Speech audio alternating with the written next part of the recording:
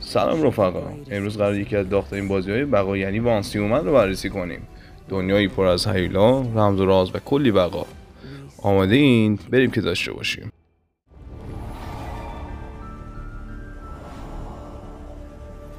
وانس هیومن ساخته استودیوی استاریه.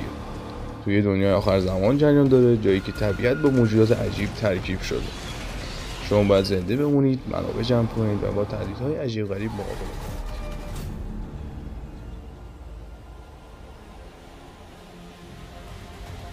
اصلی ترین بخش بازی بقا، جمع‌آوری منابع مثل غذا، آب، ساخت پایگاه برای حفاظت، مبارزه با موجودات ترسناک.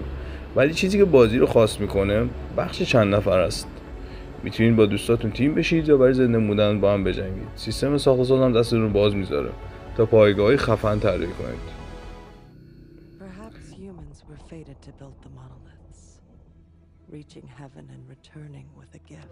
بازی فوق‌العاده است. محیط‌های تاریک و پرجزئیاتن و موجودات تاریکی خلاقانه‌ای دارن. صداگذاری هم حس ترس و استرس رو بیشتر القا میکنه به شما.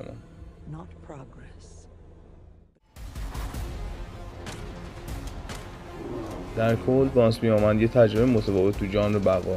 اگه دنبال چالش دنیای عجیب می‌گردین، قطعاً ارزش امتحان کردن رو داره.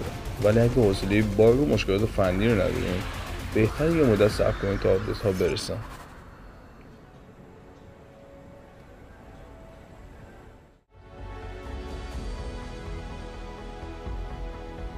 خب رفقا، اینم بررسی کوتاه وانس هیومن. شما بازی کردین؟ نظرتون چیه؟ توی کامنت ما بگین. لایک و سابسکرایب یادتون نره. تا آخر این ویدیو با ما بودین.